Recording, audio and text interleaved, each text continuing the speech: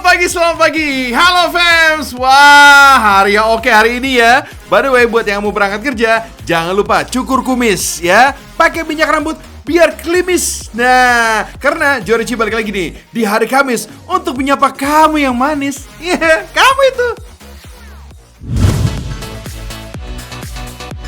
Kayu manis adalah sejenis pohon yang masuk dalam kategori rempah beraroma kuat, memiliki rasa khas, perpaduan pedas manis. Konon, kayu manis adalah bumbu makanan tertua yang digunakan manusia. Tahu nggak fams? Kabupaten Kerinci adalah penghasil kayu manis terbesar di dunia. Kayu manis dari Kerinci berkualitas terbaik sangat diminati pasar dunia. Budidaya tanaman kayu manis menjadi sumber pendapatan bagi warga Gunung Raya, Kabupaten Kerinci. Ditanam di daerah perbukitan yang subur, rata-rata usia pohon manis di Gunung Raya itu udah puluhan tahun. Semakin lama usia kayu manis, semakin tebal pula nih kulit kayunya. Mahal. Masyarakat Kerinci menyebut kayu manis dengan kulit manis, karena yang dipanen sebenarnya adalah kulit kayunya. Pohon kayu manis yang sudah dipanen, nampak dari daunnya yang sudah hijau semua. Nah, kalau masih ada pucuk daun berwarna merah, berarti belum boleh dipanen. Sebelum dipanen, kulit pohon bagian bawah dikuliti kurang lebih 1 meter, lalu dibiarkan selama 2-3 minggu. Namanya disantang. Tujuannya sih agar kulit kayu manisnya tidak lengket dan mudah dikupas hingga ke seluruh bagiannya. Tebang batang pohon yang sudah disantang. Gak usah khawatir, nanti bakalan tumbuh tunas yang baru lagi kok fams. Untuk mendapatkan kualitas kulit manis yang baik, usia pohon siap panen antara 15-20 tahun. Di Kecamatan Gunung Raya, bahkan ada pohon kayu manis berusia 60 tahun loh. Dari setiap pohon kayu manis yang dipanen, setidaknya dihasilkan 40-50 kg kulit manis basah. Jika dikeringkan, beratnya akan susut nih sampai setengahnya. Kulit manis yang baru dipanen nampak hijauan dan berlumut. Makanya harus dikikis dulu nih kulit luarnya. Mengikis kulit harus segera dilakukan setelah panen. Karena lebih basah, jadi lebih mudah mengikisnya fams. Kemudian kulit kayu manis dijemur deh. Setidaknya butuh waktu 3 hari kalau cuaca sedang panas sampai kering sempurna. Kalau udah kering, kayu manis akan tergulung seperti bentuknya yang sering kita lihat seperti sekarang ini. Di sini sudah ada beberapa pengepul kayu manis dari petani. Selanjutnya, para pengepul inilah yang akan mendistribusikan kayu manis keluar Kerinci. Tapi sebelum siap dikirim, kayu manis dari petani akan disimpan dulu, kurang lebih 1 bulan lamanya. Gunanya untuk memastikan bahwa kadar air dalam kulit manis sudah tidak ada lagi. Jika masih tersisa kadar air, maka kualitasnya pun akan berkurang. Kulit kayu manis yang akan masuk ke gudang pengepul juga wajib disortir berdasarkan kualitasnya, dikelompokkan pada besarnya ukuran dan ketebalan kulit manisnya. Kualitas ini juga menentukan mana kayu manis untuk keperluan pasar lokal dan ekspor fams. Distribusi dari gudang kulit manis di wilayah Gunung Raya sampai ke wilayah Jakarta, Lampung, Medan, dan Padang. Tujuan ekspornya adalah ke Amerika, Jerman, Turki, dan wilayah Eropa lainnya. Wih, keren kan? Siapa sangka kabupaten di Pulau Sumatera ini ternyata penghasil kayu manis terbesar terbaik di dunia. Wow, mantap!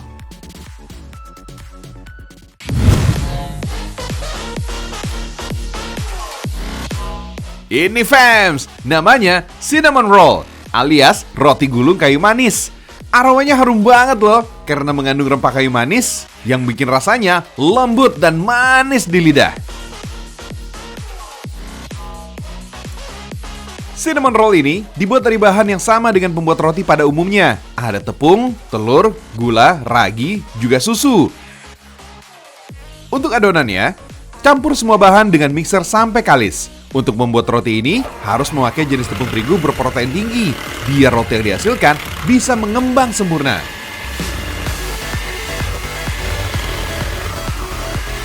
Kalau sudah kalis, adonan harus didiamkan selama 1 jam, supaya ragi bekerja sebagai pengembang adonan.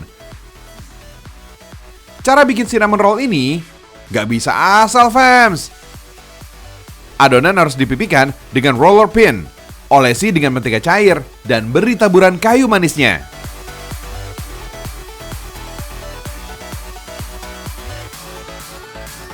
Fams, Kayu manis ini mengandung minyak atsiri bernama transenamaldehyd.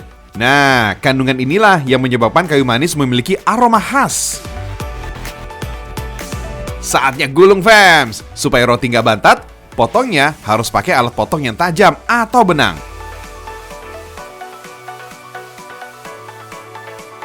Baru deh, susun satu persatu gulungan cinnamon roll di atas loyang. Lalu, lumuri dengan mentega cair.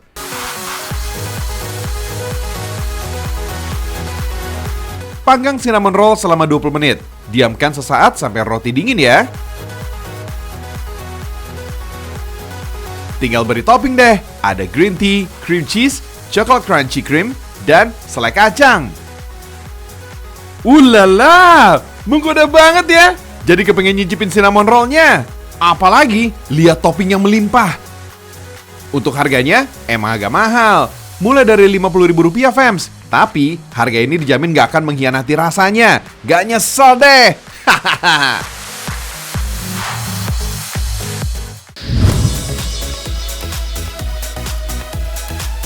Tak hanya sebagai penyedap rasa makanan atau kue saja, kayu manis juga bisa loh dibuat minuman yang menyegarkan sekaligus menyehatkan tubuh, fams.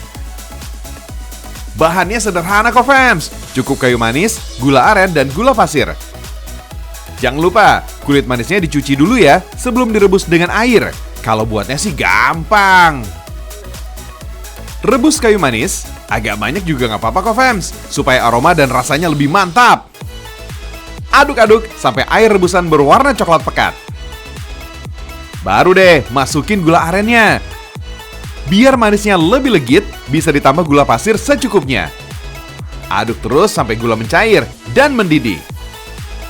Sirup kayu manis siap diangkat. Jangan lupa disaring dulu ya. Jika ingin dinikmati, tambahkan air dan es batunya. Widih, mantap. Sirup cukup disimpan dalam kulkas saja. Dijamin awet kok. Kayu manis adalah jenis rempah yang kaya manfaat, khususnya buat kaum wanita yang sering mengalami sakit atau kram saat datang bulan. Rajin-rajin deh minum air rebusan kayu manis. Masalah ketika datang bulan langsung hilang. Fams! Nah, buat kamu kalau suka jalan-jalan, kadang kita suka tergoda dengan tulisan potongan harga. Wah, diskon ya. Sale. Waduh, pasti tergoda kan? Pasti saya juga tergoda. Apalagi sale yang ini bisa dimakan, terbuat dari pisang. Loh, kok maksudnya sale bisa dimakan ya? Terbuat dari pisang.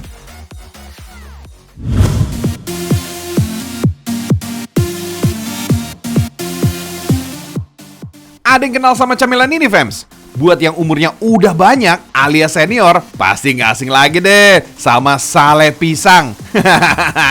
Sesuai namanya, sale pisang terbuat dari buah pisang. Pada dasarnya, berbagai jenis pisang nih bisa dijadikan sale. Tapi yang paling bagus untuk dijadikan sale adalah pisang awak dan pisang raja. Berbeda dengan keripik pisang yang menggunakan pisang mentah, sale justru dibuat dari pisang yang sudah matang. Lihat tuh, fams, kulit pisangnya udah berwarna kuning cerah. Kita iris-iris dulu ya pisangnya. Usahakan diiris setipis mungkin. Tuh, fams, si ibunya aja nggak perlu talenan tuh untuk iris pisangnya. Bagi masyarakat Pacitan sih udah biasa. Pisang yang sudah diiris tipis kemudian disusun di atas anyaman bambu. Setelah itu lanjut dijemur di bawah terik matahari sampai setengah kering. Selain mengurangi kadar air, penjemuran juga bertujuan mengubah warna pisang menjadi kecoklatan. Pisang yang sudah setengah kering kemudian digulung-gulung seperti ini. Setelah itu lanjut deh jemur lagi sampai benar-benar kering supaya lebih awet, fams. Kalau cuaca cerah, pengeringan pisang membutuhkan waktu 2 hingga 3 hari. Tapi kalau lagi hujan, pengeringan mengandalkan asap dapur.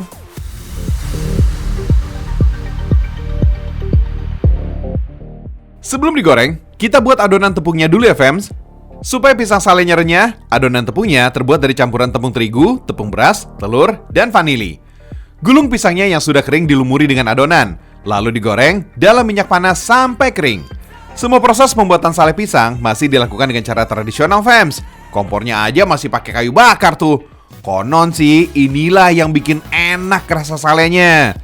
Sale pisang sendiri konon berasal dari Cilacap, Jawa Tengah, fams. Tapi sekarang sale pisang bisa dijumpai di berbagai tempat. Salah satunya ya di Pacitan ini. Tuh, udah jadi sale pisangnya fams. Siap disantap bareng teh atau kopi. Sambil nunggu nasinya matang juga bisa nih. Hahaha.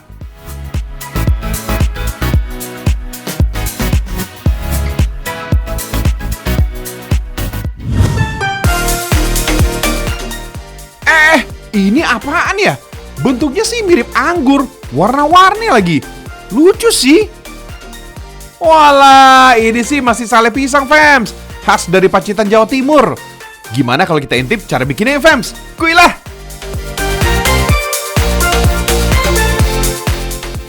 Masih sama seperti sale pisang versi lama. Pisang dipotong tipis seperti ini. Awas kena tangan ya, fams. Selanjutnya susun potongan pisang di atas anyaman bambu dan dijemur sampai kering. Seperti sale pisang versi sebelumnya, lama penjemuran rata-rata selama 3 harian dan nggak perlu digulung saat setengah kering, seperti sebelumnya, fams.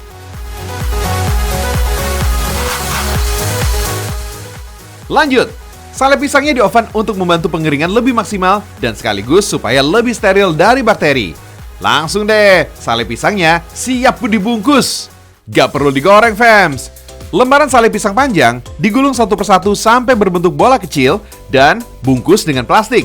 Kemudian bungkus lagi dengan kertas minyak warna-warni. Dan bungkus lagi deh dengan plastik bening. Dan dirangkai menyerupai buah anggur, fams.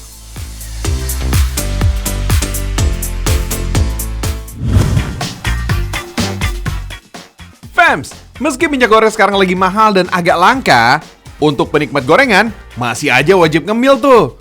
Kalau gorengan yang satu ini masih berbahan dasar pisang, tapi kok penampakannya kayak pisang gorengnya gosong ya? Apa lupa ngangkat sampai warnanya gelap gini ya? Tenang, fams, ini namanya pisang goreng madu. Coba yuk intip cara bikinnya. Adonannya sih sama seperti adonan pisang goreng biasa, fams, yaitu dari campuran tepung terigu, air, bubuk vanili, dan garam. Yang membuatnya spesial adalah campuran madu. Pisang yang dipakai hanya jenis pisang raja, karena punya rasa yang lebih manis dan lebih harum ketimbang pisang jenis lainnya. Jangan heran, fams, saking banyaknya peminat pisang goreng madu ini, setiap harinya ada 20 wajan penggorengan yang mulai bekerja dari jam 5 subuh sampai jam 5 sore, non-stop. Wih, mantul! Kalau biasanya pisang digoreng berbentuk kipas, di sini pisang dicetak berbentuk bulat, fams, kayak aku. Selain untuk mendapatkan bentuk yang bagus, juga untuk menyeragamkan ukuran pisang goreng. Cemilan yang mudah dibuat ini konon dikenalkan bangsa Portugis pada tahun 1511 saat mereka datang ke kawasan Melayu. Mereka memakan pisang yang dicampur dengan tepung dan digoreng untuk sarapan. Kalau pisang sudah bisa dilepas dari cetakan, pindahkan ke wajan satunya untuk dikeringkan, dan lanjut ke wajan satunya untuk dimatangkan. Warna hitam yang jadi ciri khas pisang goreng ini memang dihasilkan dari karamelisasi madu yang ada di dalam tepung adonan. Walaupun menggunakan campuran madu, rasa manisnya masih dominan berasal dari pisang kok. Toko yang terletak di daerah Jakarta Barat ini selalu disesaki pembeli, fams, apalagi kalau jam makan siang. Ramenya minta ampun. Gimana nggak rame? Cita rasa pisang goreng madunya unik dan enak luar bioskop. Luar biasa, fams.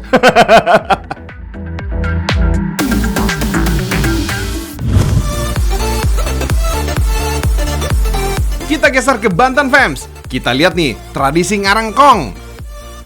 Begini nih, suara khas rengkong.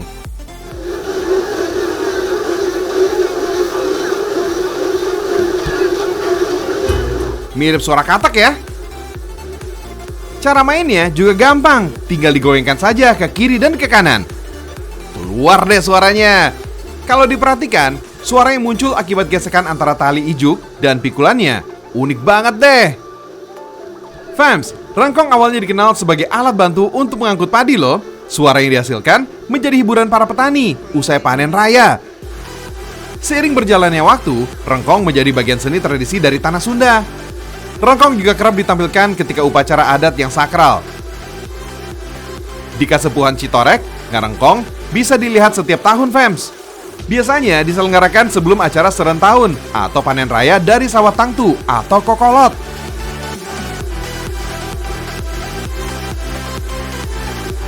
Panen padi dilakukan secara bergotong royong, hasilnya dikumpulkan dan dibawa menuju leuit kasepuhan untuk disimpan. Leuit adalah bangunan untuk menyimpan padi, fams. Agar lebih awet, padi dijemur di atas lantaian yang terbuat dari bambu. Proses jemurnya bisa memakan waktu sekitar 3-4 minggu, fams. Setelah kering, padi diangkat dan diikat. Istilahnya disebut dengan pocongan. Satu pocongan terdiri dari 3 ikatan padi tuh. Oh iya, fams, membuat rengkong terbilang mudah loh. Bahannya adalah bambu bolong atau betung yang diambil dari hutan di atas bukit. Bambu betung sengaja dipilih karena kuat dan berdiameter besar, jadi gak gampang patah. Pilih bambu betung yang sudah tua, fams, karena kadar airnya sedikit. Potong kurang lebih 2 meter, lalu lubangi di kedua sisinya agar suara rengkong lebih nyaring. Kalau diperhatikan, fams, warna rengkong akan berbeda-beda ya. Kalau yang sudah berumur puluhan tahun, warna bambunya akan semakin gelap. Meski begitu, masih kuat kok untuk membawa beban yang berat. Oh iya, setiap keluarga di Citorek wajib menyerahkan sebagian hasil panen padi. Jumlahnya nggak ditentukan kok, tinggal disesuaikan saja nih dengan kemampuan masing-masing. Umumnya, warga akan membawa 5-10 kg padi, fams. Acara adat ngarengkong biasanya dipimpin oleh 5 jero adat perwakilan dari 5 desa di Kesepuhan Citorek. Mereka berkumpul dan berdiri di depan para pemain rengkong. Panas terik tidak menyurutkan semangat warga untuk memeriahkan tradisi ngarengkong. Padahal jarak yang ditempuh mencapai 2 km dari sawah Kokolot tuh. Lumayan jauh, apalagi sambil membawa padi begini. Semangat ya, fams!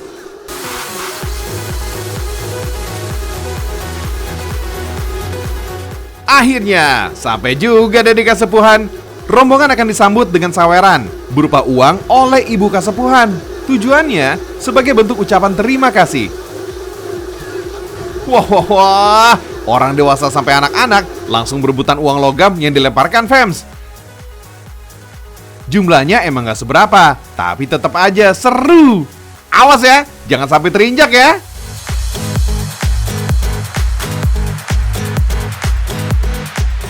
Kemudian, warga menikmati hidangan yang disajikan. Meski sederhana, makan bersama-sama seperti ini nikmatnya luar biasa. Kalau mau ikutan, ayo datang ke Kesepuhan Citorek.